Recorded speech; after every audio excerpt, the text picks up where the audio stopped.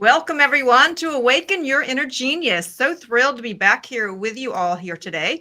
We have three of our panelists with us. We have Jim Porter, Karen Elkins, and Ken Pearson. And we are thrilled for the lesson today. Lots to cover, lots to discuss. We had all of our materials together. So much to share with you here this evening. And it's really fun for me to be back in this chair. I listened in last week and it was quite a joy. And we'll talk about celebrating all of our journey together.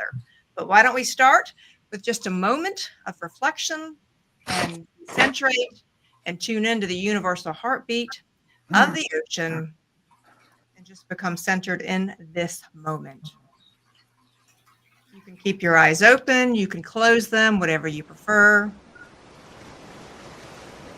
But tune in to the 1-2 beat of that universal heartbeat of knowing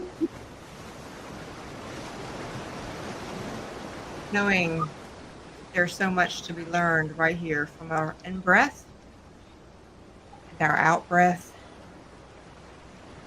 Center yourself in this moment. Relax into the sound.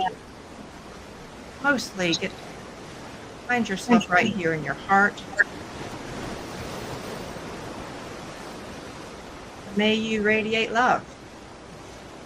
Find that love centered right there in your heart. Tapping into the larger collective love. Tapping into self-love. Tapping into the love for what we'll be discussing today. Take 3 more deep in-breaths and out-breaths. Become very centered in your body. Inviting in the joy of being here in this physical vessel for this lifetime at this moment of creation. When you are ready, feel free to open your eyes. So why don't we start with the very first quote for those of you that are new. This quote is really the center, and Jim, if you would please read this. This particular quote is the centerpiece, really, of why we do this show. Mediocrity is self-inflicted, and genius is self-bestowed. Walter Russell. Very powerful quote here, and wanted to remind everybody, Ken, if you would read the next nugget here. If you can read and count to 9, you can master the secrets of the universe. Well, and do notice that all of our broadcasts start with a countdown from 9 for a very specific reason. Nothing we do is accidental. So remember this, very, very important. And I wanted to remind everybody that we actually, our core group of students here that came together, we wanted to focus on the man who tapped. And so trying to get this in the hands of so many people, that was our focus, is to the power of this small little book. And our focus also was, out of all the materials that came from Walter Lao Russell, was the home study course, 12 units. And what we are right now is still in, take a look at February. Here we are at the end of February. We are at the end of Unit 9, as you will see here on the screen.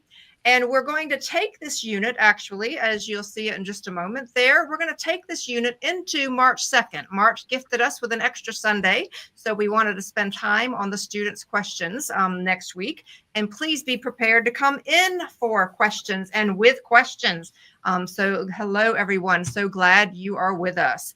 Wanted to mention something right quick before we dive in, is we have exciting things coming there on the screen.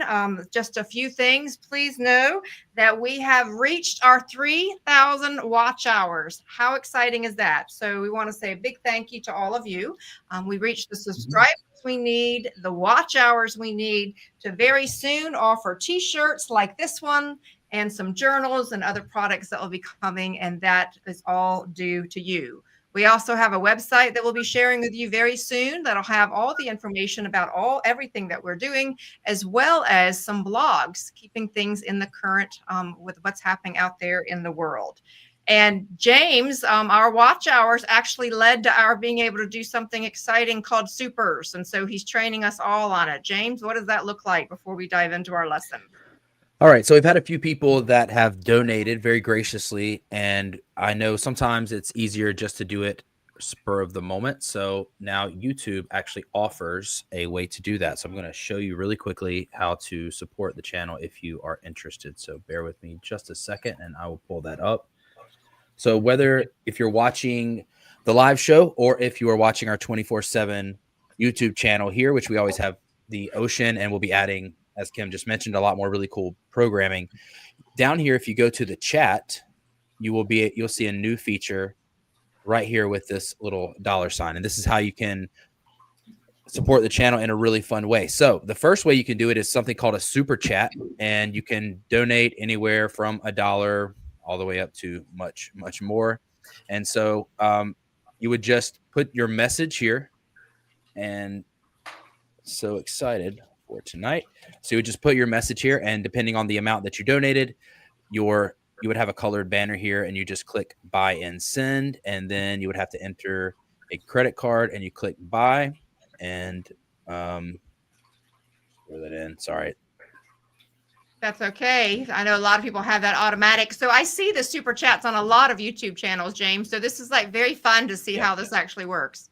So there we go. There's the first super chat right here. So that will show up on YouTube. If you're watching, you have just seen the first super chat. Well, actually, sorry, that's on this video. So you wouldn't see that on this video right here.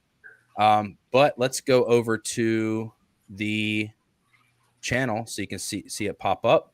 Go here to Awaken, and again, it would be this.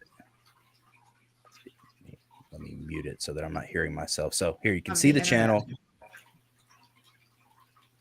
All right, so click super stickers, and then you'll see a bunch of really cool, fun stickers. It's another fun way to support the channel. Just cute stickers of all sorts of types, anywhere from $2 up to $50, and you just click that, and there you go. And did I see a way you could flip someone the bird? Hopefully. We'll need a whole set of we'll need a whole set of awaken stickers. So just want to say hello to everybody. Thank you so much, James. That is fun. Hello, Linda. Hello, Dee. Hello, Jerry. Hello, Darcy, Karen. So many of you are here with us. So these are all new things for us. Many of us, John is not able to be with us tonight, but he doesn't even get to YouTube often. So we have to kind of train him on this. So this is all new for us. We're learning and just simply trying to spread the word. And why don't we have a little bit of fun tonight, shall we, panel? Sounds super duper to me. All right, so let's have a little bit of fun tonight. So let's go ahead and dive in. Right now, we are here on lesson 35. And so before we begin, I just want to ask the panel, what nugget came to you out of all of this? I'll share mine. It was a great reminder of how we see these lessons every single day. And Karen, I know that's going to show up in your video as well. So Jim, what was kind of the overriding nugget from you from lesson 35? I'm still hung up on the last part of lesson 34. The 7 axioms there. People continuously ask, how can they apply this message to their lives? And I forget the exact pages they're on, but that actually, I was thinking today we ought to actually make a booklet out of that and make it available. The overall lesson 35 on reincarnation is a beautiful way of them stating to us how repetitive the universe is. And that includes our coming and going and everything else too. All right. Love it. Karen, quick thought from you before I go to Ken. What stood out to you for this lesson? Well, I went on a deep dive, so it's not so short. I went on a deep dive on the idea of a cube, because I just could not figure out why the cube. And it took me on a journey of a 200-page document that I'm almost done with. And it actually, nature is a cube. And I couldn't figure that out until I actually did a big explore. So when you see the video tonight, you'll see how this is literal, so don't take it minor. And then when I'm done with the book part, I'll put it up so you guys can look at it. But it will take you through all the religions. It will take you to the structure of an atom, how waves actually create it, and how there's no nucleus, and the nucleus is God. So you actually were inspired. You took what was in lesson 35 and you were inspired to then take it on whatever it is that you were led on. So it was a source of inspiration to you. It was totally. And I just had so much fun. Well, and fun is the thing. And Ken, what was the overriding thought for you today? I know we spent the weekend really diving into lesson 35. Continuity, which is a good theme, I think, as we read this lesson, is to look and see if you could recognize what continuity means in terms of reincarnation and why continuity is so important. Okay, well then let's dive into the lesson, shall we? And so this is from the home study course. We encourage everybody to get their copy there. I'm going to ask Jim to read, please, on that first page, the highlighted sentence when it's explaining reincarnation from Walter and Lao. Okay, I want to make one minor correction. Nature is not a cube. Nature is spheric in its presentation. The cube is expanded nature. The cube is stillness. All nature is in motion, and that's spherical. But Okay. it is a cube sphere universe. Karen's dead right on that. It is. Okay, so Well, we will actually be diving into that a little bit later in the lesson. We've got lots of goodies about how these things all tie together. So stay tuned. Jim, And we what's all- that highlighted? Yeah, we all agree Highlighted- before we even start these classes that when one of us says something that the other might not agree with, we exchange and we point it out. Absolutely. And that applies just as much to everyone else coming back. Actually, Jim, you're right though, because it actually took back to God being the nucleus of the radius, and it was that is spirit. So you're absolutely right, and that was perfect. I always like it's the lessons that are right. It's right. It's in Yeah, this that's book true. we're reading. That's That's what's true. right. And we read that matter density turns into all spheres are density and matter, and they come from wave boundary fields. So another good term tonight will be wave boundary fields. About everything is within a wave boundary field because it's beyond the sense range and you can't see it with your eyes. So I love the fact that the panel has jumped all the way to the end of the lesson here tonight, but that's okay. We have a lot to cover before we get there. I always joke with the students who have been studying the Russell work for a long time that I too want to play Russellian bingo and I want to get the words right. So have a little bit of fun as we go on this learning journey together. So Jim, if you would read that first highlighted sentence, because this is a big deal. This is a big deal for people who might be new to this concept. Reincarnation is difficult to explain to people of this age because the concept of this age is the unfolding of man. In the unfolding of man are still too primitive for anyone to comprehend many facts of nature which are beyond their limited range of sensing. Okay. Now, this lesson was pretty large, and so I wanted to ask Ken if we could go ahead towards the top of 684, and you'll see where I have some green highlights and some yellow highlights there. I want to read just the first sentence and then have you take us where you'd like to go. It said, many of the previous lessons were written to build new concepts of nature's workings, what Karen was referring to, which would make this most obvious fact of nature understandable. So take us where you'd like to go, Ken. Yeah, I would actually drop down there to number one. This is one of my favorite paradigms, I guess, antidote that I quote from Walter about explaining to people why there is no death and that we all see that. And therefore, this is going to illustrate how even though something's not there, we still know it's there, even though we can't see it. And that's why there is no death and what the reincarnation principle and continuity is all about. So consider this thought. Place a glass of water on your garden wall some sunny morning. When you go to see it in the afternoon, that body of water is not there. You do not say that the water is dead. You say it has disappeared, and you know why it has disappeared and where it is. You know that it has but changed its potential from its dense visible condition to its expanded invisible condition. That visible body of water, which occupied 6 cubic inches, has evaporated into a large body of invisible vapors, which now occupy a space of 6,000 cubic inches. You know that even though that body of water has disappeared, it has not ceased to exist. You know that it still has a body, not the same kind of body, not one which you could drink or wash your hands in, but still has a body. It might even become visible as a cloud and disappear again. You never think of it dying, so to speak. That body of water didn't die; it transformed. So you never think of it as ceasing to be, and that's the point for me about why I love the water cup so simply illustrates how even though I can't see it, but I do know the vapor's there. Even I, with a lack of scientific education, certainly academic science, I know the water's there because I've seen vapors, right? We see mist, we go past that mist in our eyes and we know there's vapors there. So that to me is like, okay, so we transform. Everything is about transformation. And what you can continue to read about in this home study course is about cycles. Everything works in cycles.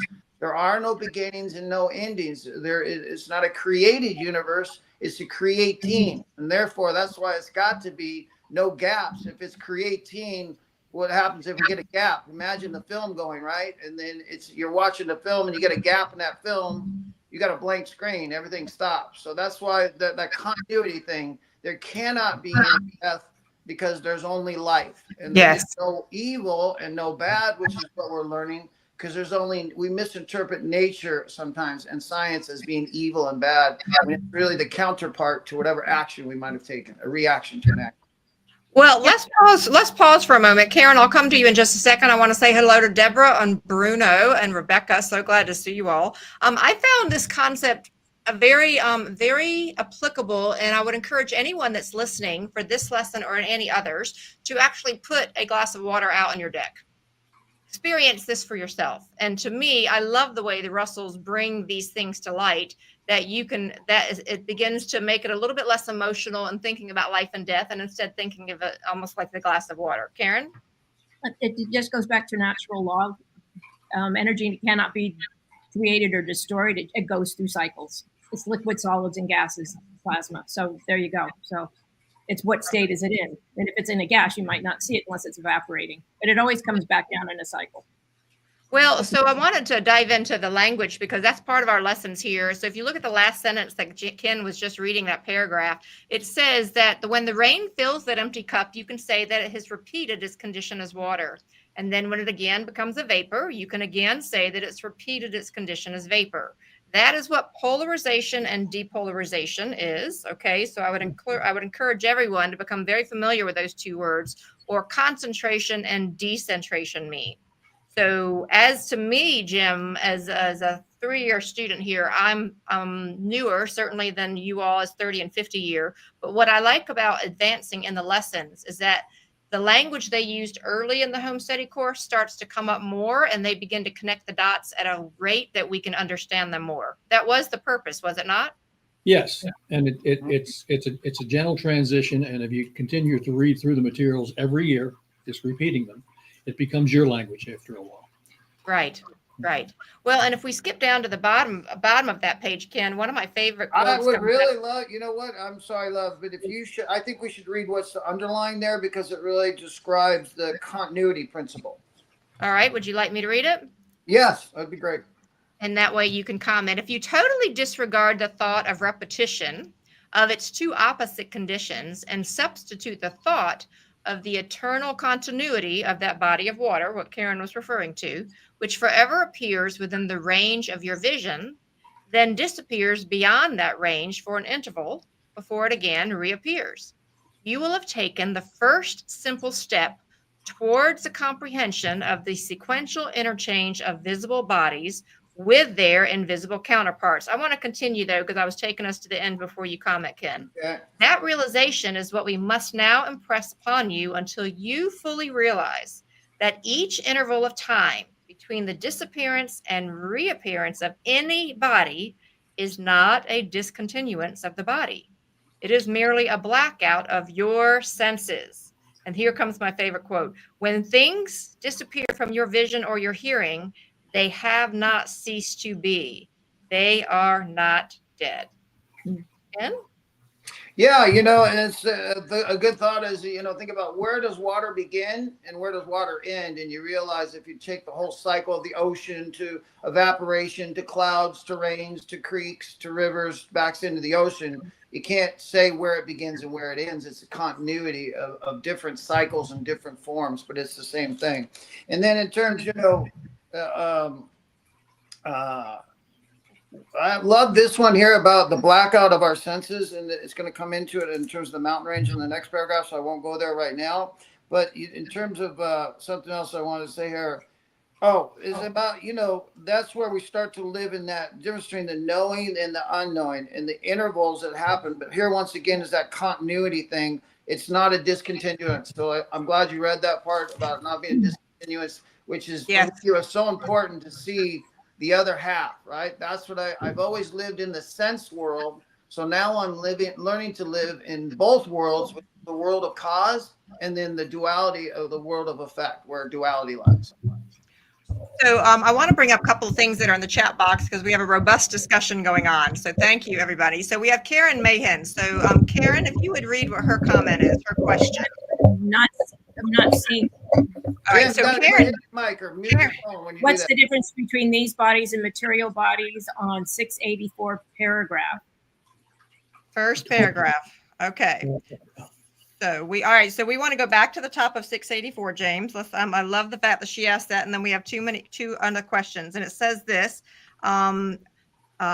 Many of the previous lessons were written to build new concepts of nature's working that would make this obvious fact of nature understandable. In these lessons, we make it clear that all bodies, whether thought bodies or material bodies, are but light waves. Jim? Thought bodies are the expanded material body. They are beyond our sense range. Pardon me. Beyond our sense range. And in the Russell chart, or in the scientific charts of today, the first thought body that they see becoming a body would be hydrogen. I think it's hydrogen. They can measure that. Prior to that, they think there are not bodies, but they are expanded thought bodies in the process of compressing into a physical body that our sense range can see. That's the difference. Okay. The expanded body is thought. The compressed body is the body that you see. Thank you. So I'm going to keep us going because we have so much to cover tonight, but we do have two important comments here. Karen, would you read what Darcy has to say? Where is Darcy? Oh, they All right, Darcy. I'm going back and forth looking. Appearance is just as much illusion as disappearance. When this is understood, no death. There is only the eternal illusion of life and death, the great cosmic play. I think that we're using this. The water is a drop. We go into the drop. We come from the ocean. We spin in literally like a tornado, like an eddy, and that's the wave function that creates the dynamic of who you are and I are in that spin. And then our drop goes back up. But even every drop is polar. It has a dipolar nature. Even a drop of water. And that is what we're going to dive into step by step, because I'm going to try to keep the panel. You can tell they've been very excited about this lesson. I'm going to try to keep them reined into where we are right now. But I do want to bring up a comment from Kenneth before we continue on to the next page. So Kenneth, we have a new Kenneth here. He says, I'm new here, however, not entirely new to the concept. I look forward to a much deeper understanding as time progresses and I catch up. Thanks for allowing me to be part of this teaching.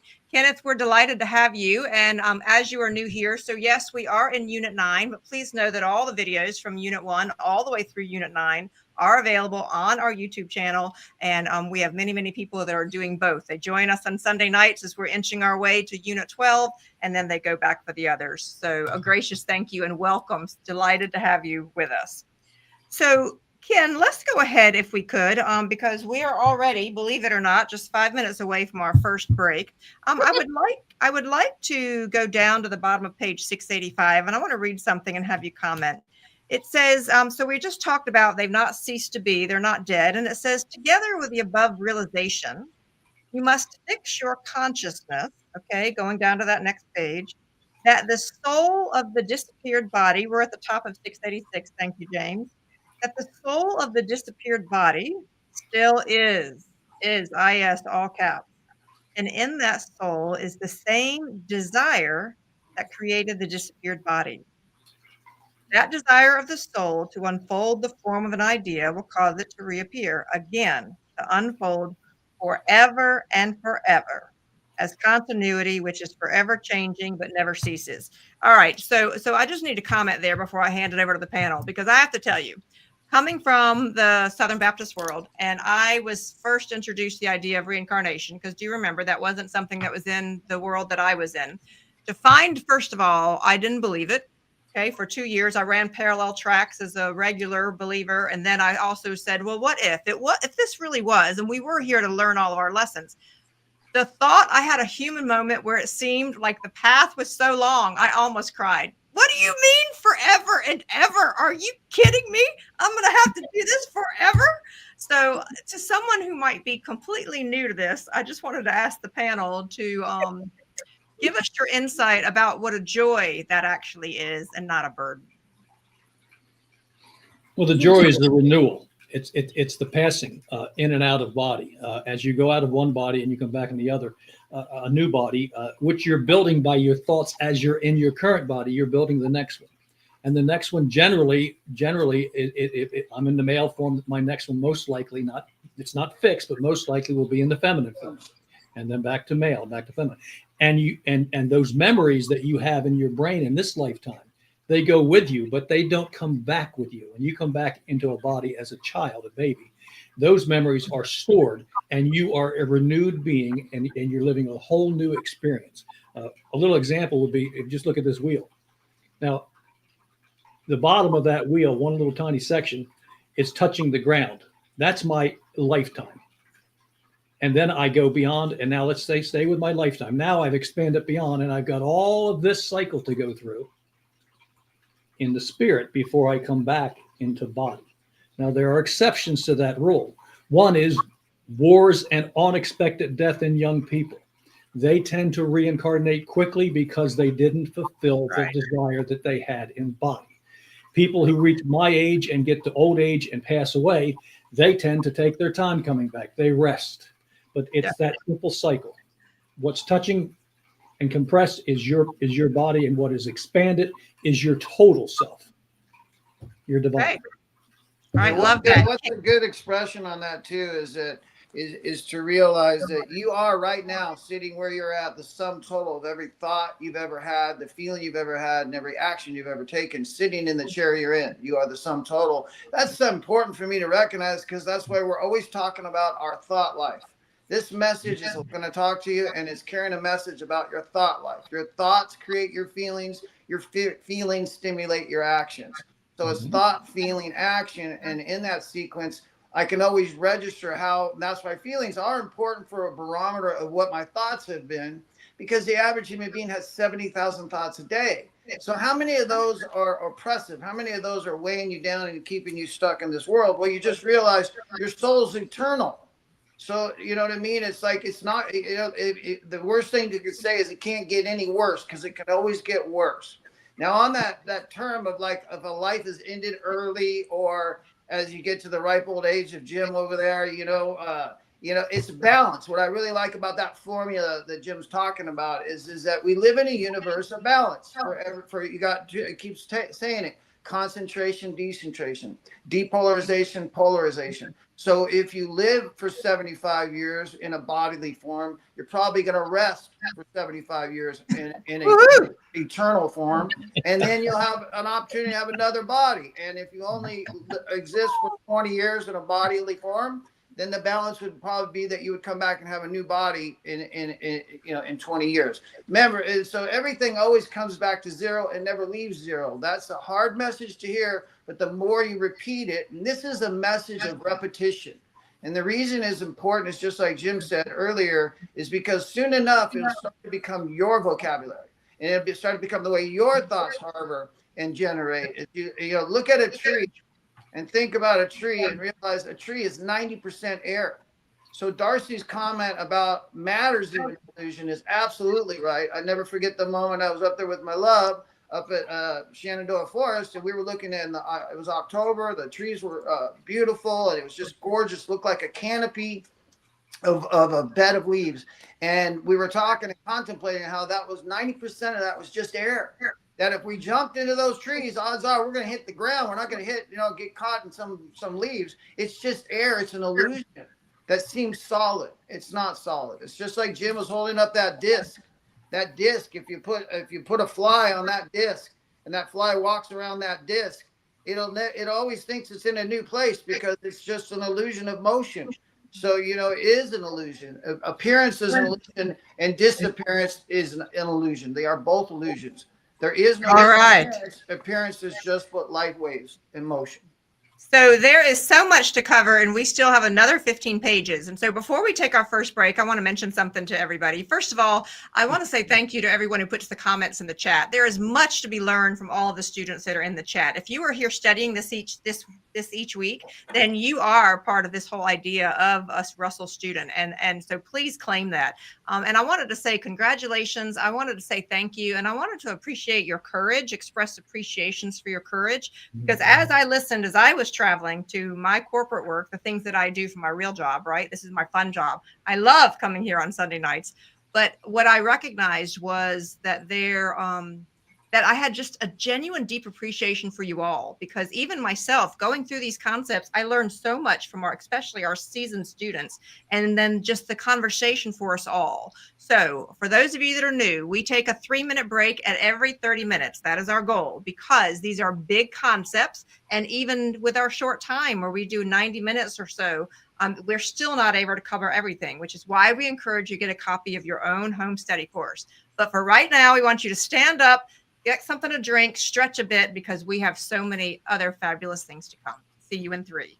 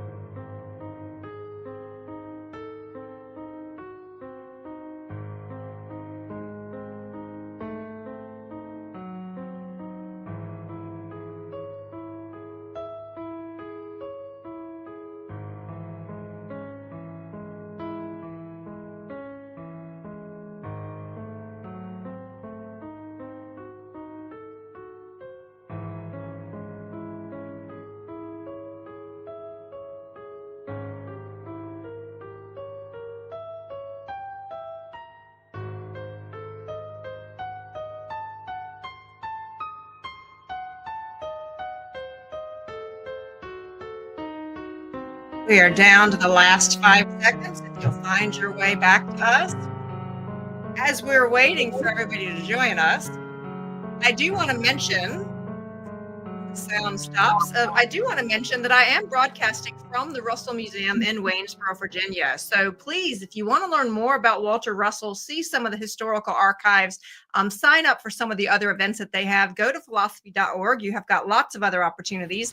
This group of students has come together to focus primarily on the home study course, because for me, that was one thing, that there is so much that it's easy to get overwhelmed. And we don't have the 50 years that Jim has, not at the moment, or the 30 years that Ken has, but we were focusing on the home study course and the gift that it is.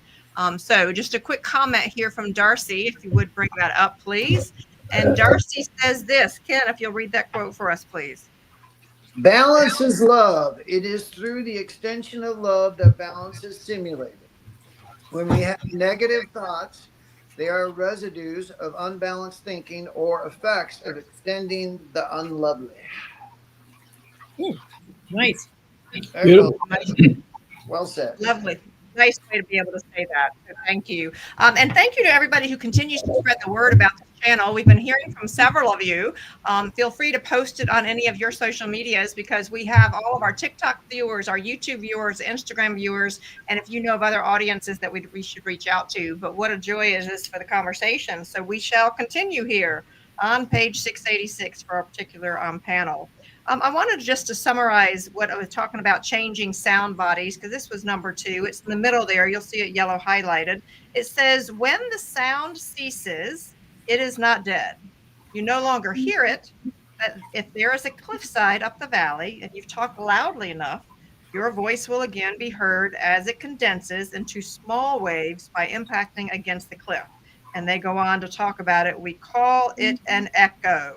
An echo. Jim, anything you want to say about that before we go down to number 3? Well, that is an expression, a beautiful example of the compression expansion nature of the universe. That applies to everything, whether you're talking about a solar system or the universe in its entirety. It applies.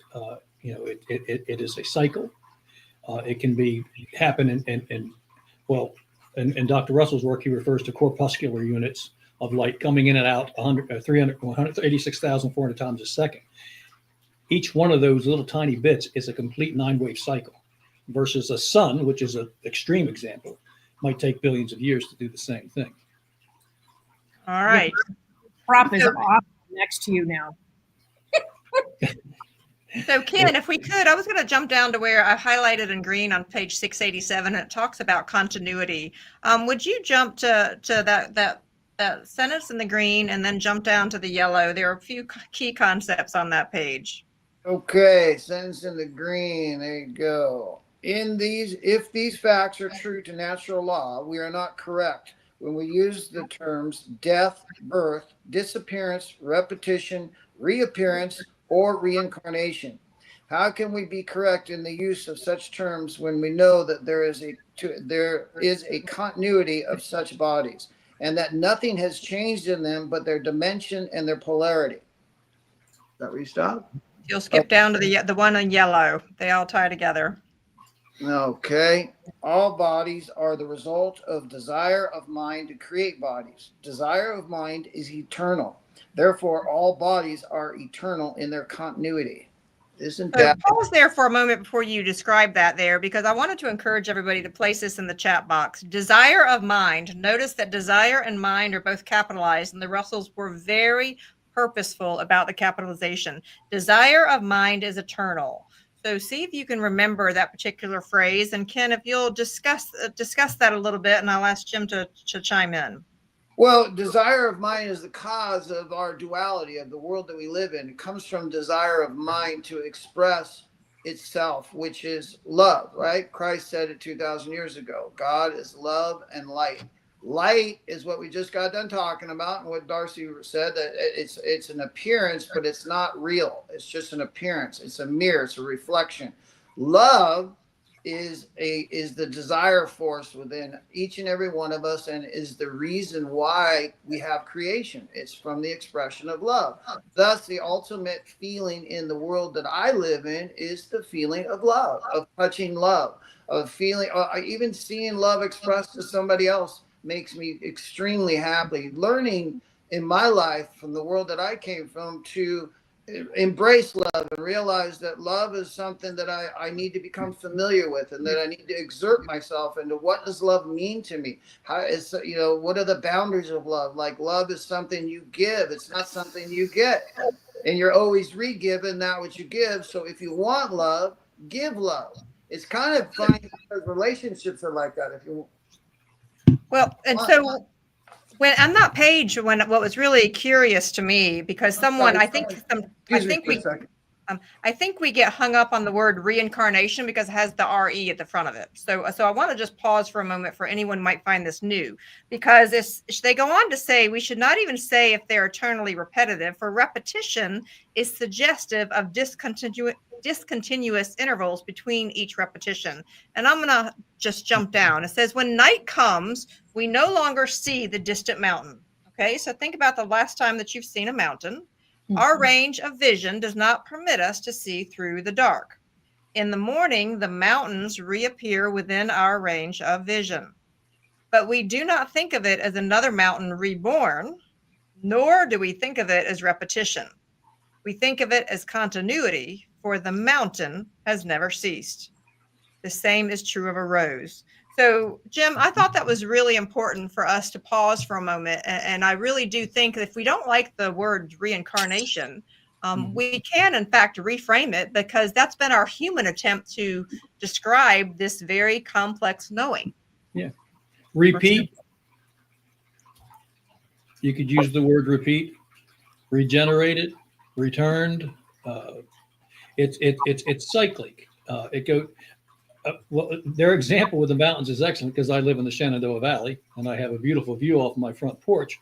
And on misty mornings, when I walk outside, you can't see the mountains. They're just not there. So if I was suddenly transported to that porch from out of nowhere, and I'm sitting on the porch, I would tell, and you called me up, say, how are the mountains this morning? I'd say, what mountains? Right. It's not until that mist lift that I see the mountains. So yeah, it's the illusions of the world that we live in that not only make it wonderful and fascinating, but also make it confusing. Right. Well, and that's what I found so powerful about this concept. So I'm going to dive down here towards the bottom of page 688, and I'm going to bring up a few things, and I'd like to go through the first two postulates and then ask the panel to comment, because the most difficult thing about facilitating this lesson, many of these lessons, is that there's so many places. I mean, we could be on for hours and hours and hours. So it says we explain reversal of potential and cycles. So postulate number 1, all bodies are continuous. They never cease. Postulate number 2, all bodies are expressed in cycles. A cycle is a continuous two-way spiral journey from the expanded condition of a body to its opposite compressed condition and back again to its expanded condition. A most familiar example of a cycle is day and night. Each is the opposite half of the other, such as one's breathing. So that's what we've been referring to. So Jim, that little spiral beside you really is an example of postulate 2, isn't it? Yes, the actual little battery-powered thing up here that spins in one direction only creates the illusion of duality. And that's exactly what we're doing here, living in that beautiful illusion of duality. All right. And keep in mind that they're pointing out beautifully there that consciousness never ceases to be. You are conscious while in body. You are conscious while what we would call out of body. But your consciousness is eternal. Your bodies are repetitive. Yeah. So I want to jump down to the top of 689. And Ken, I'm going to ask you to talk about that first paragraph, because this, as a new student for me, this understanding of the oak tree was incredibly powerful for me. Sure. Instead of the glass of water, let us substitute an oak tree. It does not evaporate in order to disappear. It decays by heat, and decay is just another word of exactly the same thing, but with a different connotation. Both demonstrate nature's manner of disappearing by expanding. The element of time also makes it difficult to see both effects as one. The water returns quickly. It may rain the next moment, but the oak tree, which has disappeared, will not stand there again as the tree you saw for 50 years. Now comes the question. where the water is after it disappeared and where the oak is, that is equivalent to the old seemingly unanswerable question, where do I go when I die?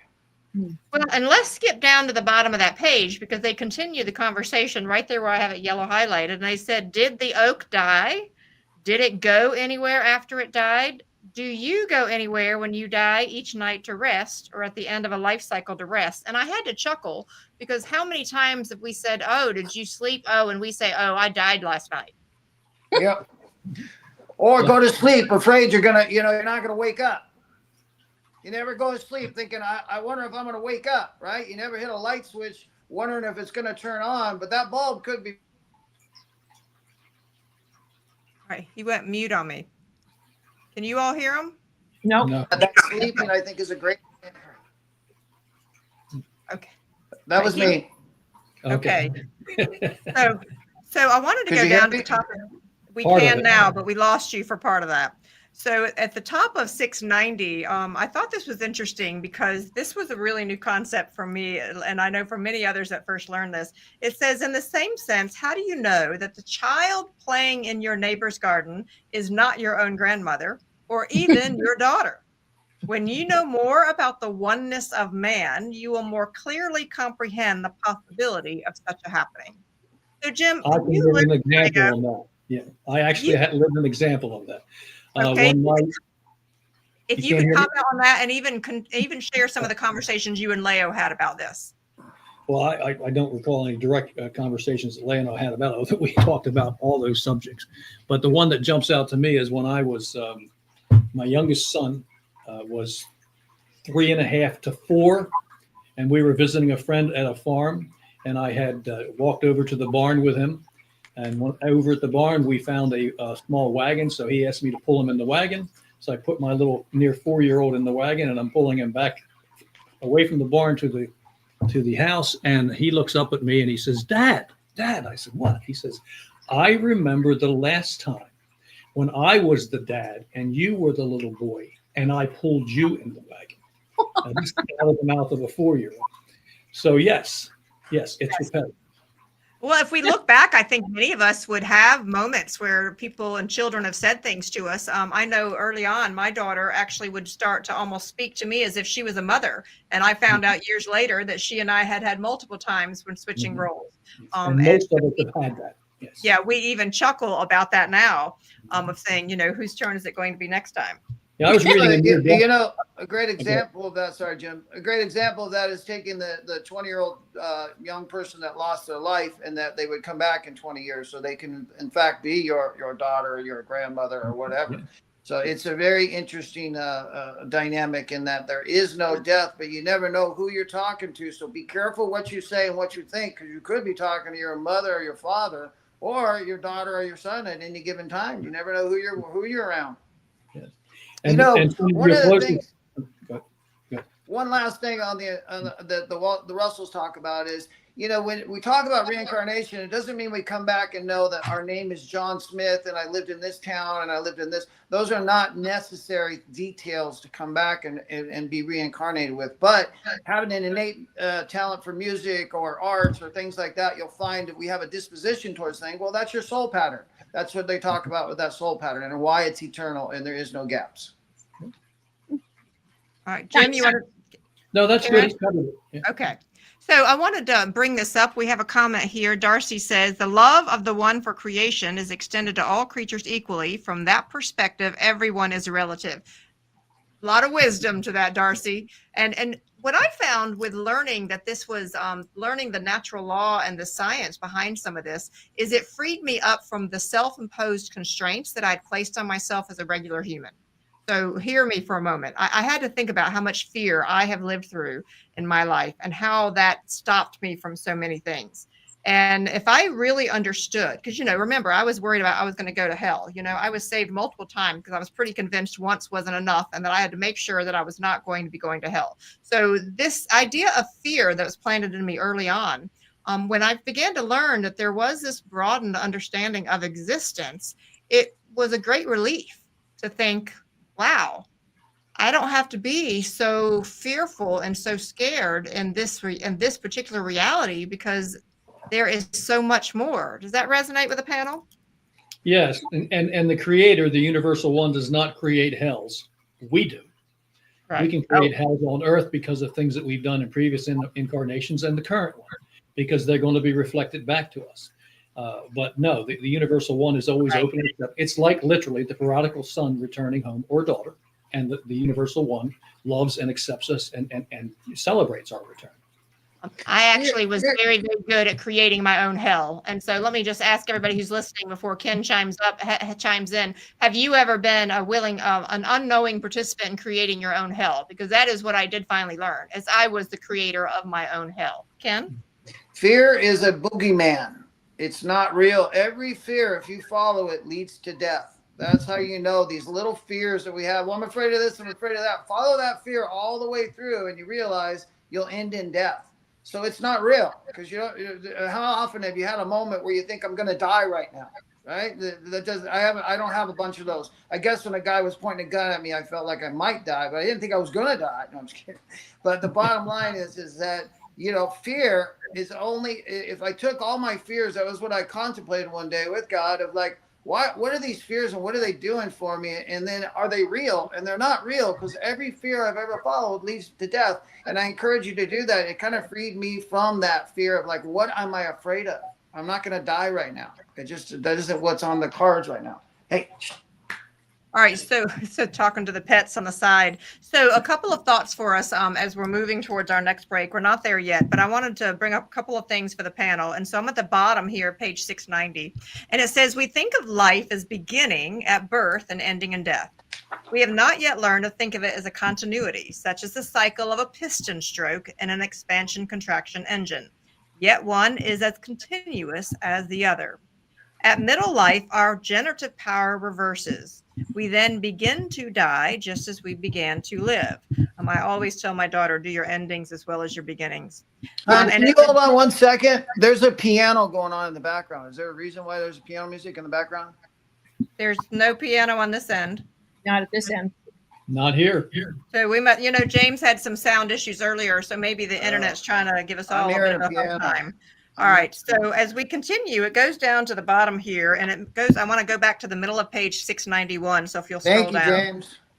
It says that nature balances all of her divided cycles and talks about if the visible, this is what Jim was referring to. So if you have your own copy of the home study course, which we really encourage you all to have, you're going to want to star this paragraph, because this is what Jim was referring to earlier.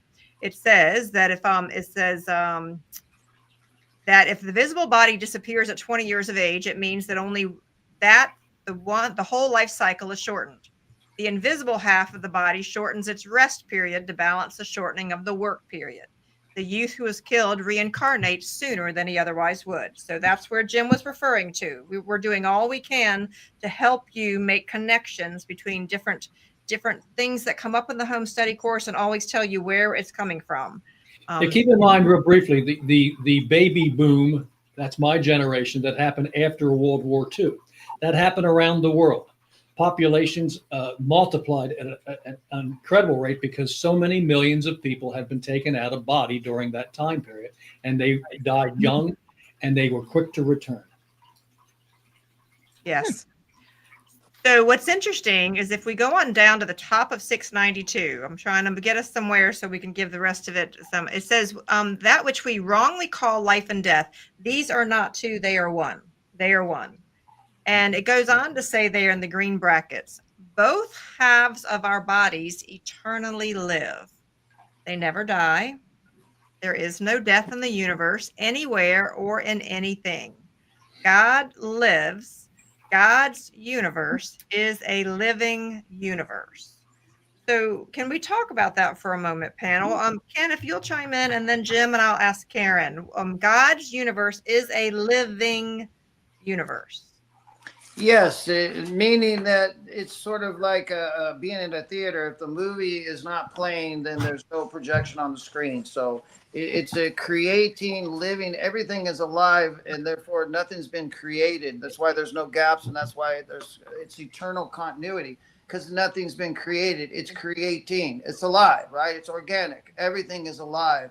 and it's alive by the desire to make that expression of eternal love. Now, eternal love is eternal, right? There is no end. So that there's an eternal expression, just like we live in an eternal universe. So, Jim, before you comment there, I do want to go to a comment. Rita was tying back to something that we said, and she says this. Deborah. Deborah says, sorry, pull up Deborah's comment, James. Deborah says, yes, I chose to stay in a marriage that did not work for 21 years for my daughters, but as it turns out, that was not helpful to them. Deborah, you and I need to have a whole nother conversation. Many of us. Yeah. We're all been there, dear one. Totally relate. And Rita says this to Jim. Wow, Jim, I never thought of the baby boomer generation that way. So very interesting. So Jim, you want to chime in, and then Karen, about the fact that God's universe is a living universe. And for those of you that are new, if you've been with us before, the Russells refer to God as universal one, creator, mother, father, God. So the word that you need, but that's what they have come down to there. What does it mean, Jim, that God's universe is a living universe? Well, because it's eternal. Oh, expanded or compressed, it's an eternal universe going through eternal repetition. The physical universe is as eternal as the expanded God stillness universe. The difference is the physical universe is eternally in repetition. God's universe is eternally at stillness, but both are eternal, and neither one came into or out of existence. It just is, has always been. Now, in my particular case, I've mentioned this before, so I'll keep it short, but I experienced exactly what they were talking about there. When I had the drowning experience when I was 5, and I went out of body right straight to a universal light.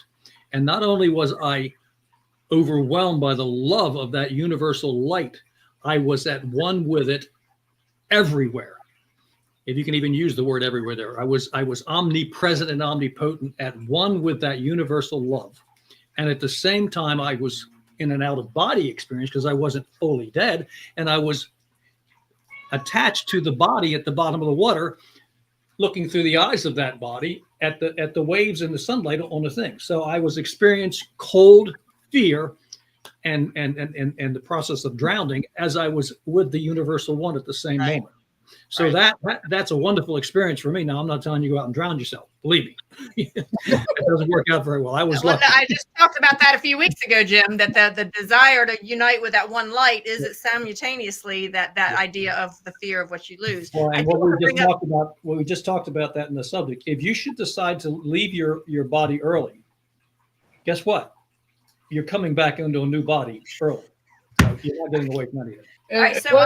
One more thing I want to add to why it's a living universe is because God is omnipresent and omniscient and omnipotent. That means everywhere all the time. God is centering everything, and God is outside of everything. And that's why it's a living universe. God never began or ended. God is. As are you. Okay. As is God in you is. That sensed you. Now, there was a little bit of confusion there about light. Remember, we're just reflections. It's just a reflection in a mirror. Nothing has substance in this world of duality. There's no substance to it. It's a reflection in the mirror. In that wave field.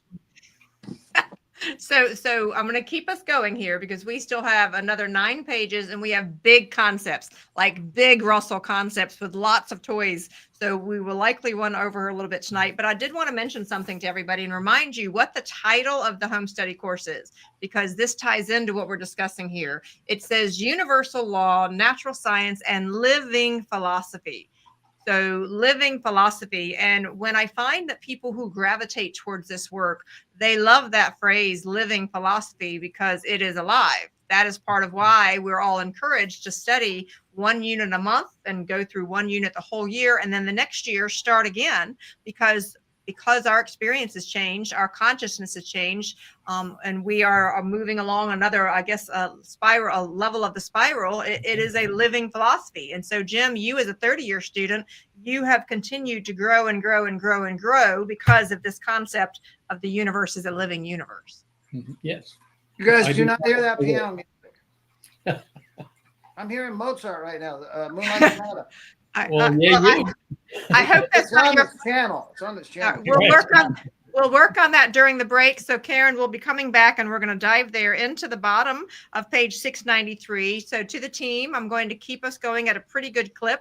Do know that I think it is really, really important that in this next segment, we get into the cube and the sphere. So stay tuned, everyone. Big concepts coming. See you in 3. Now the music's going. Look what you did. It was James. He's messing with me.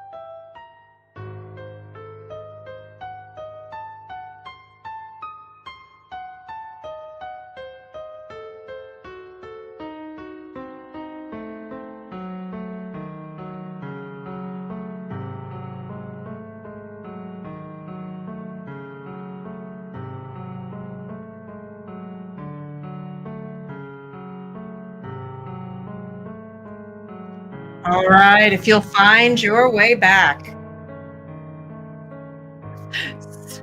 So Darcy is telling Ken that the piano is right behind him. Maybe that's where it's coming from. You never do know. All right, and he does have a piano downstairs, and he would know that. We were having some technical glitches. And so to the panel, I'll ask you to come off mute because the break always puts us on mute. And so I want to mention something before we continue. So this particular unit was a really big unit. They're all big units, and it seems like they get bigger and bigger as we go along. And so please, to everyone who is on these broadcasts with us, if you have any ideas or suggestions or thoughts of what you would like us to do differently, please know that this team gets together every single week. We chat every single week. Everybody is involved with doing things from this every single week. And Karen, even your video tonight at the end of the time is longer than normal because this was such a big lesson. Is that correct?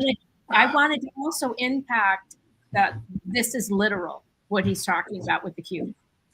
So I took a little bit more time, and I also we had the criticism that things didn't go long enough. So now I make everything 12 seconds. I just run it across.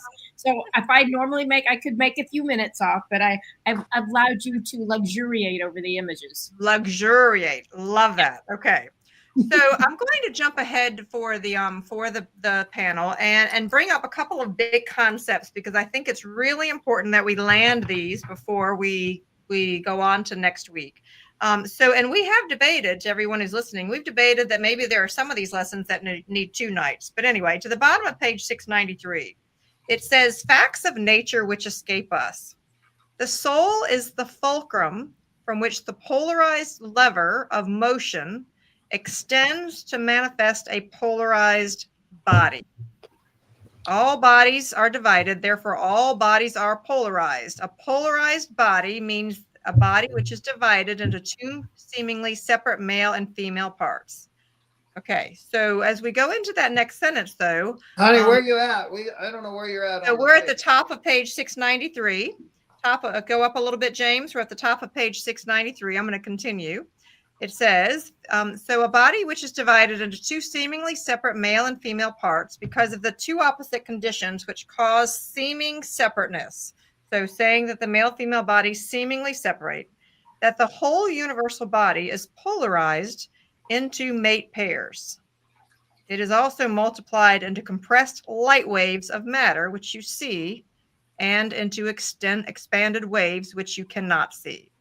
So on to this next sentence, I want to just mention a couple of things because there's so much to cover here. A good example of a polarized body is a storage battery. So if we had a battery, we'd hold it up. When it is being charged with a light current, it is compressing. When it is being discharged, it is expanding. So I often get these words confused, and so I wanted to slow our audience down. To compress is to polarize. So Jim, what does that mean? Is that us coming from light into a body? We're polarized because we're being compressed. It's seeking to charge the 2 poles of the male female within us to manifest embodiment.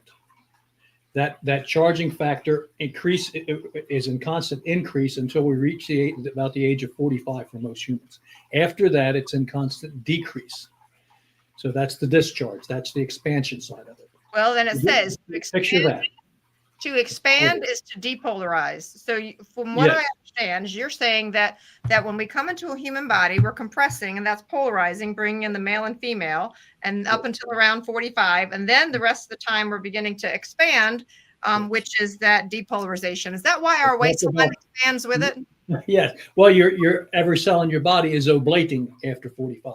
Up until then, it was moving towards sphere. Now it's moving away from sphere. So yes, you expand. If you look at women, when you're walking around in your day-to-day, look at young men and young girls, and their body types look almost identical. Then they reach puberty. Now the males start to square up, and the females start to get curved. As we get older, watch those males. They start to get curved, and we females start to get square. It's a fascinating. Females, huh? Did I hear we females? I did. I think I did. I think I heard it. Yeah, because we have the flip there, huh, Jim? At old age, I assure you, my body is not boxed and cubed and squared like it was when I was in my 20s, 30s, and 40s. Yeah.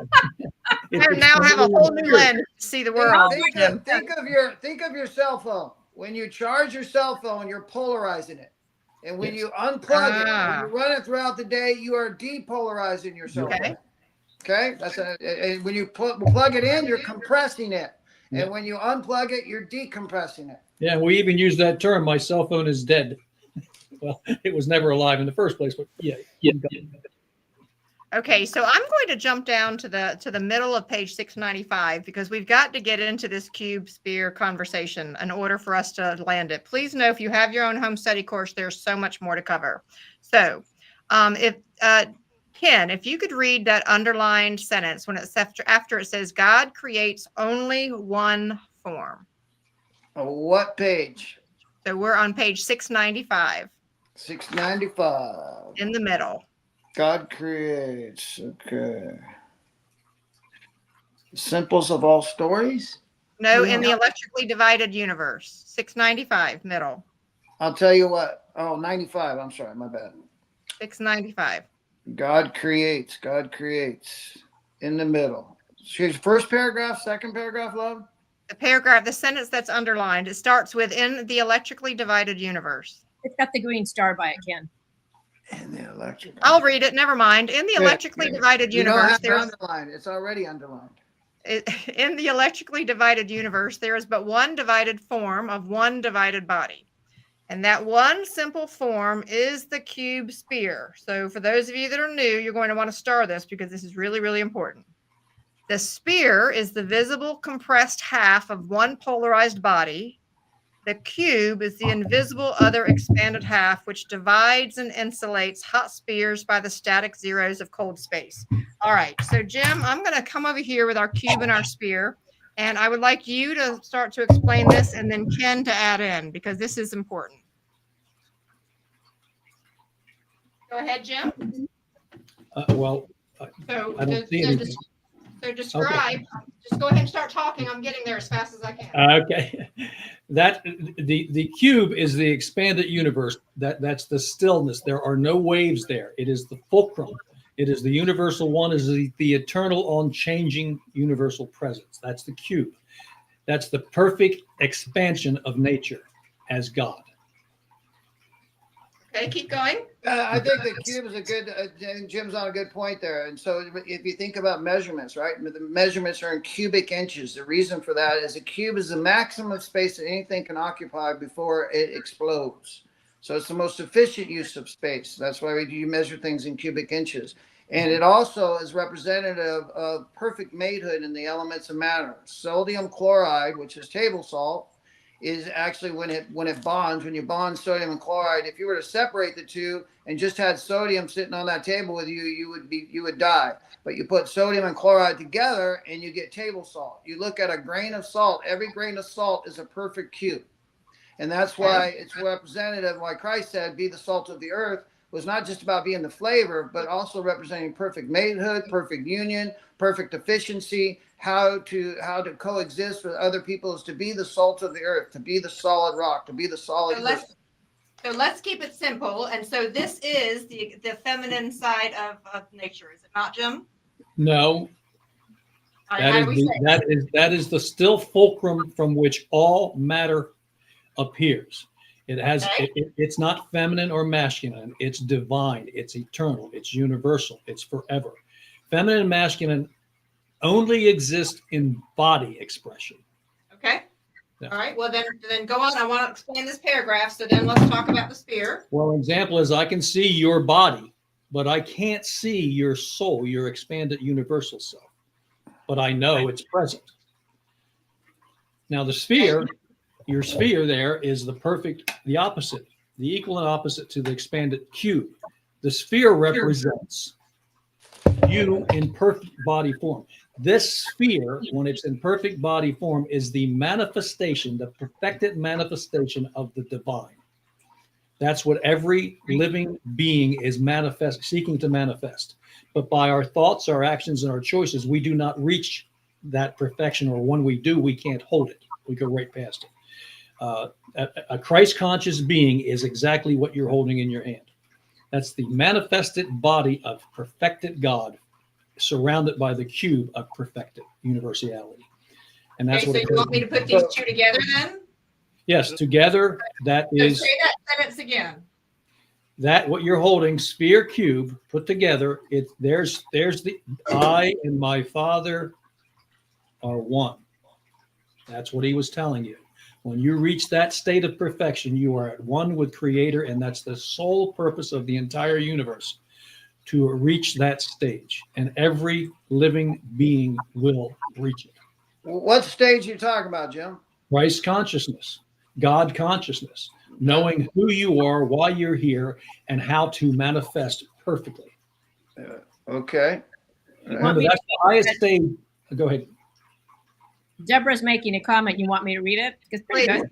Circumference points to the inner center point. At the same time, the attraction/repulsion dynamics is created as gravity impacts on the mass of the point, causing energy to be pulled from the center. And then she goes on and says, we will return to this dynamic a bit later into this paper, but now let's add another component, building perspective. The boundary planes of a cube and the center points are the stillness. Matter only pulls and only pushes, never pulls. Right. All right. Okay, so let's just pause for a moment because this is a really big concept that they continue to build on. So anything else? Can I bring in something, James? Do you have that flat piece of paper that has the cubes in it in the form of a cross? We have that image. We'll have the team pull it up right now because that is pertinent to what we're discussing. So, Yeah. team, So you'll pull up the cross image. That'll be important. It'll be a lot easier to explain of why, guys, we're talking about cubes and spheres. Okay. Plus, remember this. There are only two shapes in the universe, and it's a cube and a sphere. Everything else is a derivative, an offshoot of the cube and the sphere. Those are the two natural shapes of the universe. Those two shapes right there are the two natural shapes. So Everything else is a fractal, as Karen would say. So the team is pulling up that image. We sent it to them earlier. James or Joey, if you could comment about when that's coming up, so that Ken can go ahead and begin to describe. You can draw it on a piece of paper, love. I can. I'll go ahead and do that while we're working on it. Go ahead. All right, let me do this real quick. Remember the statement from the Russell teachings. I am within all things, centering them, and without all things, controlling them. But I am not the things I center and control. Nice. Okay. So now what Kimberly, my love, is drawing there is a cross, right? Now what space does and what God does to create matter is that they're flat zero planes, they're 90-degree planes of zero curvature. And they fold in on themselves. And if you look at that cross and you fold up all those little flaps, you can see where it would make a cube. That's what space does. That God's desire creates those zero planes of curvature to create the cube. Once the cube is created, it's a one-way mirror. And within that mirror is the matter starts to reflect itself off of those mirrors to create a sphere in the center on the equatorial line of the breadth, width, and depth, which you can't see, but that doesn't matter. The point of this is that this is space. Think of this as planes of space and how God creates matter. Go ahead and fold that up, love. Just bend them together. Bend the sides together to show how. I'm working on it, dear. I'm being as ingenious as I can possibly be in the moment. Just the sides. Yeah, you don't have to do all that, love. That's good. That's how God does it right there. There's zero planes of curvature. So imagine those are planes of space, but now they're mirrors. And what they become is they become one-way mirrors. And then within those one-way mirrors, once those mirrors have created the cube, now what happens is in the breadth, depth, and width, there's three more planes on the inside. That now on that equatorial plane is desire. Desire is manifested by a sphere. And in that sphere is the male and the female, as Jim would say, the north and the south and the equatorial plane. The bottom line is to imagine space. It's like, how does God create matter? Now you just saw how it brings itself together in space. Those are called 90-degree planes of zero curvature mirrors. Once those take form, the centering starts to oscillate, which then gyroscopes and starts to create matter. Okay. All right. Karen? Okay. People have to know that those are how most of the cathedrals are built, because that is man unfolding with his arms and his head and his legs. Yes, it is. Into his consciousness. And it is a resonant chamber. So when you go into a church and the top part is where the domes are, is where you can see the cosmos and the cosmic body of which you're supposed to align and quote unquote alter your mind at the altar to become in a resonant field with it. So I want to say to everybody who's watching this, please know that this team spends an enormous amount of time about how we can take these complex things and bring them to life. So can we get points for Kimberly's attempt to put Post-it notes together? Okay, because that was not the plan. Bravo, my love, bravo. I'm just having some playful fun here because as we continue through this home study course, what I kept being told when I first came in here and I was visiting the museum, which I encourage anyone to come visit the Russell Museum in Waynesboro, Virginia. I kept hearing from God that creation was child's play. Creation was child's play. And I've never forgotten the beauty of that, of the fact that think about how children delight in playing. This is how the creator delights in playing. And this is how each one of us can delight in playing and creating once we really understand what all of this is in creation. So Kim, could you show the cube thing that, all right. that you So guys have on tape? James, if you could please bring up the video, and Jim, if you'll describe what we're seeing here. James is bringing it. So as you look into that, you realize, you see the potential multiplicity that goes on into an infinite possibility, infinite illusion of depth and height and width. Yet we know that on a flat plane, they do not exist. It's only when you have the mirrors reflecting off each other, you get the illusion of that endless multiplicity. And that's why this little cube thing is such a fun little thing to have around. It reminds you. How many lights are in there, Jim? I believe there's only one in each corner.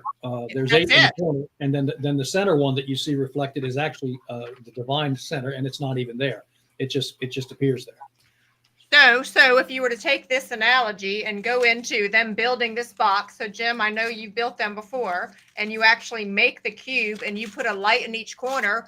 Those few lights create infinite number of lights and worlds that you're seeing. And when I've actually looked in the cube, what happens is if you look to the corners, it literally looks like the light is curving, but there's nothing curved in the entire box.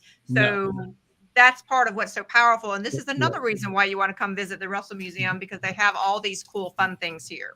And the other thing I point out when you're looking into the box, if you look straight across to where you see the stop sign shape there, when you're looking into that box, if you look at it, you're going to see your own eye looking back at you. That's the grand illusion. You see yourself within that grand illusion of multiplicity, but you are standing outside as a one single mind looking in. The potential, it's a one. My cousin and I and Ken and we've all talked about it before. We want to build a box that we can sit in when we do our meditation. Yes, someday. Yeah. And I have a dream someday of being able to raise enough funds that there'll be a children's museum based on all of this, and Karen will help us create all kinds of cool things. So dream with me. For the panel, though, I do want to jump down to 697, and I would like to read this. What's in the blue circle there in 697. So if you'll go up. Yeah, right there. No matter, because this ties to what we're talking about, no matter where you look into nature, whether it be the bark, wood, or the leaf of a tree, or a speck of dust on a butterfly's wing, the grass in the meadow, or the deer eating the grass, or your own body of many forms and substances, from the hair on your head to the nails on the ends of your fingers and toes. All of them are composed of cube spheres, which are either completed or on their way to or from the balance point of their maturity at the amplitude reversal point of their octave waves. Of these octave waves, you will hear much in later lessons. In other words, the dual body of the cube sphere is growing to its maturity to express life, just as your body is growing to its maturity to express life, as all bodies in the universe are doing. That's what wave amplitude means, the peak point of life. That's wave amplitude. That's where all matter reaches its densest form. That's where we reach our densest form, and it's set at 90-degree angles from the equator. That's how you know you've reached maximum potential. And then there's the downhill or the uphill, whether you're going up or you're going down. Remember, it's a wave universe. It's always a wave. It's a corpuscle wave, but it moves in a wave. The corpuscle moves in a wave. All right, so let me ask the panel. My gut is telling me to have us go ahead and jump ahead to page 700, and I'll share with you why. Because what I would like us to do is get to a certain point here at the end of this particular lesson. Have everyone who's watching watch the visual journey that Karen spent so much time pulling together, and then come back and have more Q&A, and that would give the panel some time to look at anything else they think we need to bring up. Any other thoughts? Yeah, don't we have questions next week? We have questions. That's what we're going to do the question and answer segment next week. Yes. Right? That's kind of short, so maybe we should leave a few pages so we can wrap this lesson up and then go into question and answer next week and use that whole session for wrapping this up, and so we don't just jump over it. We can jump. I'm not saying don't jump. You're still not going to finish. Well, listen, there's so much to hear. Darcy brings up this comment. She says, Darcy says, I love the idea of a children's museum. Darcy, let's manifest that together. A strong desire here, right? Okay. So let's go ahead to 700. And Jim, I'm going to ask you if you would to please go to the middle of the page and right where it starts, right above where the blue highlight is. Yes, if you'll start with you as the individual unit of creation, if you will read down until the yellow highlight, and then I'm going to ask Ken to read the yellow highlight, please. You as an individual unit of creation, like every star in the firmament is an individual unit of creation, center your own collective field, which includes the millions of little ones within it and those that those you take on as your desire increases in intensity. You as an individual unit of creation are a point of desire in the zero universe of mind. Around that centering point, which is your soul, you create a record of your desire, which is your dual body. It is a wave field measured out for you in the stillness of the unchanging zero universe. All right. So before we go into Ken, I want to just invite everybody to really hone in on the fact is that you as an individual unit of creation are a point of desire in the zero universe of mind. So as we're thinking about things like a new earth, as we're thinking about what is ahead, as we're beginning to awaken and depolarize and expand, okay, that's part of what I believe the awakening of humanity is about, is the expansion of, we feel so compressed in these bodies. That's part of why we so desire to get out. I'm speaking for myself. Get me out, because I feel like it's so much more, right? Mm-hmm. But if we all understood the power of our point of desire to literally change the world that we're living in, to me, that's profound. Mm-hmm. And I don't want us to blow past that, because aside from the science, aside from all the terms, you can study these things for a lifetime. But for me, when we're talking about awakening the genius, awakening your inner genius, it's understanding that you have the power to change the world, your world, as well as the world that we're living in. And I really want to invite everybody to pause for a moment and claim that. Let us not blow past that very, very important point. Yeah, what you're saying there is really great, love, in that, remember that you are that 0 point of desire, but every thought, feeling, and action you've ever had, and how many lives you've lived, are recorded in the space that surrounds that 0 point. Yes. Which is its cubic wave field that separates every other element in the universe, is that cubic wave field. Just like in your body, your red blood cells and white blood cells are all separated by a cube wave field boundary. Otherwise, they'd collide into each other and just become one big blob, and we would just coagulate and we would never exist, right? So what keeps atoms from bumping into each other, or neutrons or protons and those elements from colliding into each other, is that wave field boundary, that cube wave field boundary. And that used to collect all my thoughts, feelings, and actions of all the lives that I've had. You don't get away with anything. It sticks with you like glue for eternity, right? So when you take an action, remember that action you take, your whole life depends on it. And that's how important every moment is, and why you are a point of desire, and why Kimberly said, when you recognize yourself as a point of desire, you realize not only can you change the universe, you are the universe, as Jim said. You are God. Wow. You are Christ-like. So let that sink in. You are the universe. So why don't you go ahead and place that in the chat box? I am the universe. I am the universe. We don't do this just for fun every Sunday night, although it really is great fun. I missed you all terribly last week. We do this because we are on a quest to awaken the inner genius and to influence humanity in a way that can change things around. And Jim, that was one thing that Leo would say to you all, is that was part of what drove them, was to change the future outcome of humanity. Was it not? Yes. And she was adamant in pointing out that we're in the 11th hour of that transition.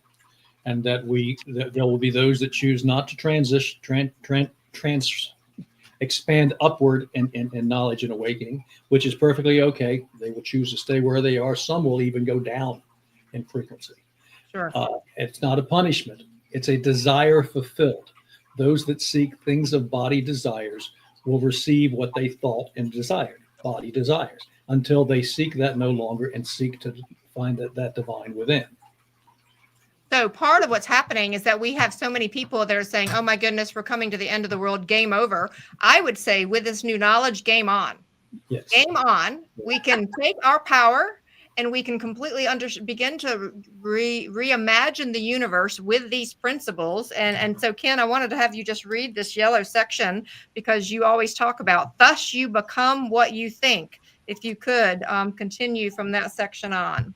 Thus you become what you think. The measure of your wave field is the measure of the intensity of your desire. The pattern of the body you create in it is a record of your desires. Your body is the record of the sum total of the desires you have expressed in the millions of years of your unfolding. You never lose that patterned record of your desire, which is your body. You always have your body. Your senses lose awareness of it during your death period, just as they do when you sleep. But your conscious soul never loses awareness of it. Desire in your consciousness recalls it, reassembles it part by part in the pattern of age-long desire, just as desire of soul, which centers the seed of an oak, reassembles the oak tree in its own pattern. Leaf by leaf, its wood, its bark, its strength, and its majestic majesty of form. Go, Love. Now you can go. You know, that's one of the things that I loved about the Russell work is that they take these very big concepts and then they make it simple. So the next time you're on a walk and you see an acorn, understand that you are living a piece of the Russell science there in the acorn. You cannot see the oak tree in the acorn, yet you know it is there. So that is tapping into your knowing self, not just your sense self, because just as they go on to continue to say, if you look at a seed of a flower at the bottom of 700, you cannot find the flower and any part of it. Even with the finest microscope, you cannot see any indication of the leaf or color or stem, which will assemble itself around and extend from that seed. And what's in green highlighted here is important. Nothing material is in that seed. It belongs to the zero universe of mind desire. And so last thing I'll read here is what's in that yellow line. The body of the oak is not in its seed, but the idea of it is there. God is there.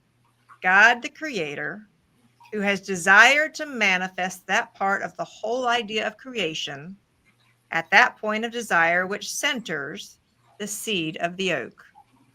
Where then is the body of the oak? Wow. That little acorn you had, there's a 40-foot tree in there. I just know it. Let me jump in here for just a second. Let me share something with you. I walk in nature almost daily, and I love it. And I always look for examples of what we're talking about in nature. Right up the road from me, not a quarter mile away, alongside of the road, there's a massive hollow stump of an oak tree. I mean, it's got to be 4 to 5 feet around. And right in the center of that dead stump is an oak tree, a new one growing right out of the center of it. It's about 6 foot tall. So you talk about a perfect example of what was fulfilled in the seed, right, and went into what we would call death. And now it's being regenerated within that very tree's core. It's fascinating to watch. I'll get a picture of it and share it with you. Please do that. So we have a lot more to mention and a couple of announcements, but it is time for our visual journey, the gift of desire that Karen gives us. Karen? No, I just love this last thing. For behold, I am within all things, centering them, and I am without all things, controlling them. Page 702 at the very, very end. That comes from the Divine Iliad. So right there. Yes. So Karen, let's see what gift you brought to the group tonight. Love your passion and love your inspiration. For everyone else, sit back, make a note. If you have some questions, we'll come back to answer any questions and have a few announcements for you. Let's dive in.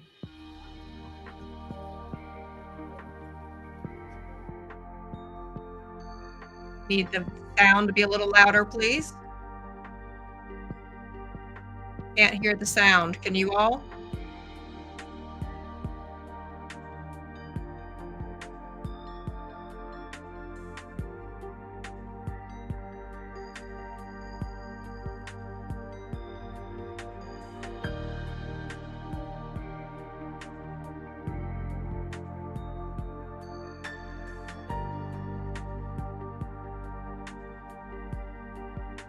Uh, James, can we start over? We can't hear the sound. So, Sharon, could you hear the sound? You could hear the sound loud enough. You all can hear it loud enough? All right, let's try it again then. I'm sorry, the sound is not very loud over here. I made sure the sound was dimmer, Okay, just so you know. all right. Let's try it again. Sorry about that, James.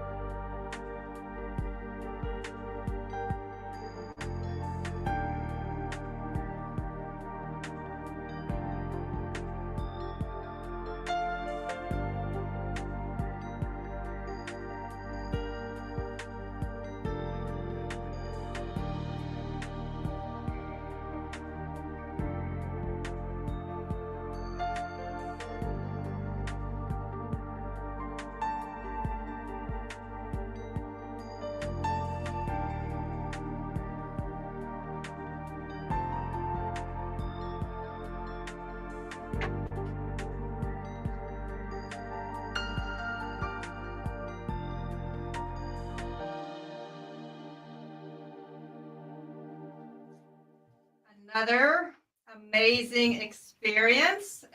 And Karen, wow, you were on a roll this time. So a gracious thank you, Karen, if you'll come off mute. And just want you to know how much everybody's appreciating you in the chat box. Any thoughts before we finish up here? Hopefully they all kind of get the idea of we do evolve from that still point, from the God center spirit, Jim, as he says, within those wave boundaries that spiral out to create the geometry and the things who we are. So I think it's a nice way of kind of showing it. And when I get the book, I'll let you know, because it's 200 pages. Every tradition has the cube. I have not found one that does not. Beautiful. Well, a gracious thank you, Karen. Karen, as always, so especially being that this is the first time that she's going through the home study course, even though she's been familiar and studied the Russell work over the past over a decade, she's going along. And Karen, I think you resonate with some of the new students who are saying, how do I make sense to the words that are on the page, to the bigger concepts? And I believe that's what inspires you each week. Mm-hmm. So, yeah. All right. So I want to thank everyone. We have a couple of announcements here as we go forward. And before we show, we have a student spotlight here tonight, and want to just mention to you. So let's go to that right quick. Karen, Bonnie, let's go ahead and bring up Bonnie's comment right quick. She says something about Karen before I go into the student spotlight. So Bonnie says, Karen, the fact that you know this and can visualize everything to come up with these videos blows my mind. You must have just the yummiest stuff running through your creative brain. Thank you.